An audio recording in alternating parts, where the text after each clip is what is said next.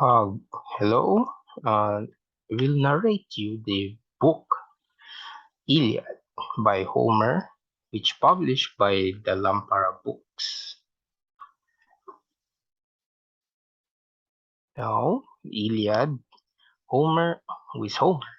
Homer is a legendary ancient Greek epic poet, traditionally said to be the author of epic poems, the Iliad and the Odyssey, the two greatest epics poems of ancient Greece. Virtually nothing is known about his life of Homer. Scholars generally agreed, however, that he was probably an Ionian who lived in the 9th or 8th century BC. In the judgment of most scholars, he composed but probably did not literally write the Iliad, most likely relying on oral tradition, and he at least inspired the composition of the Odyssey. Ancient Greeks esteemed these epics as symbols of Hellenic unity and heroism, and a source of moral and practical instructions. Iliad by Homer, but I will use the book Retold by Becky Bravo, illustrated illustrations by Gary Autencio, color rendering by Nonie Cruzado, which published by Lampara Books. First, we talk in Book 1. Book 1, How Achilles and Agamemnon quarreled over Briseis, and how Thetis persuades Zeus to support her son. An angry man, there is my story. The resentment of Achilles, which brought misfortune to the Achaean army. It began with a quarrel between my lord King Agamemnon and Prince Achilles. Agamemnon had offended Apollo's priest Chryses. When Chryses came to Achaean fleet with a treasure to ransom his daughter Chryseis, Agamemnon refused release her daughter and sent the priest away. The old man prayed to Apollo to take revenge for him, and for 9 days the god arrows fell on Achaean army camp, killing scores of army men. Calchas, the diviner of dreams, explained why Apollo is angry. He sends us trouble for the sake of his priests. He will not stop the pestilence until the king gives back Chrysis to her father and send him solemn sacrifice. Agamemnon agreed to give Chrysis back to her father, but demanded to have a prize in exchange.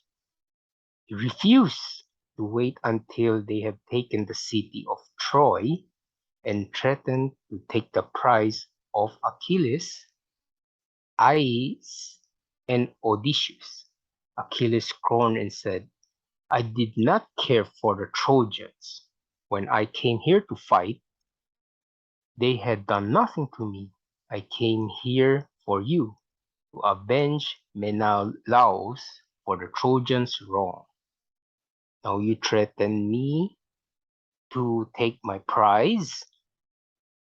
It is much better to go home to Phthia. Agamemnon answered, Go, I care nothing for you. I will send Chryseis home, but I will take your beautiful Briseis. Achaean would have struck him down with his sword, but Athena, sent from the heaven by Queen Hera, not to hold him back by his long red hair. Only Achilles could see her, and she said to him, I declare to you that a time will come when you shall have 3 times as much offered to make up for this insult.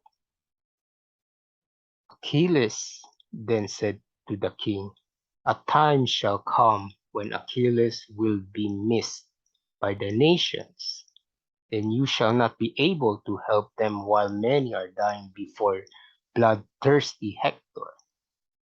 You will regret that you would not respect the best men of all. He returned to his quarters with Patroclus and his friends.